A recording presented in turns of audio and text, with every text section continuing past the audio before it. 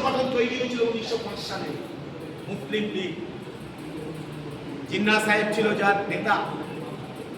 এরা যুক্তি করে, এরা দুজনে যুক্তি করে বলল ধর্মের ভিত্তিতে ভারতবর্ষের স্বাধীনতা ব্রিটিশকে নিয়ে আসবে। এই আজকের আরএসএস আর সেদিনের মুসলিম লীগের জিন্নাহ সাহেব।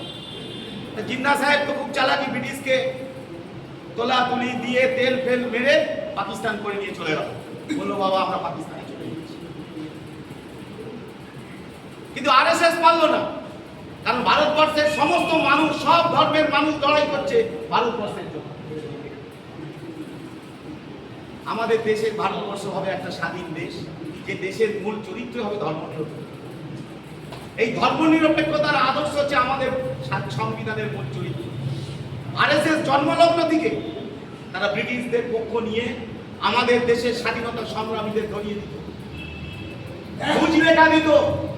ব্রিটিশদের সঙ্গে লড়াই করতে গিয়ে আরএসএস এর বড় বড় নেতারা যখন ধরা পড়েছে মুজ লেখা দিয়ে বেরিয়ে এসছে জেল থেকে। তার সর্বশেষ যিনি ছিলেন তিনি হচ্ছেন অটল বিহারী বাজপেয়ী। 1942 সালে তখন তিনি ইয়াং, লড়াই করছেন স্বাধীনতা সংগ্রামী। আগে অ্যারেস্ট করে নিল ব্রিটিশ পুলিশ। তখন আরএসএস বার্তা দিল তুমি বেরিয়ে এসো ওখান থেকে, মুজ লেখা দিও।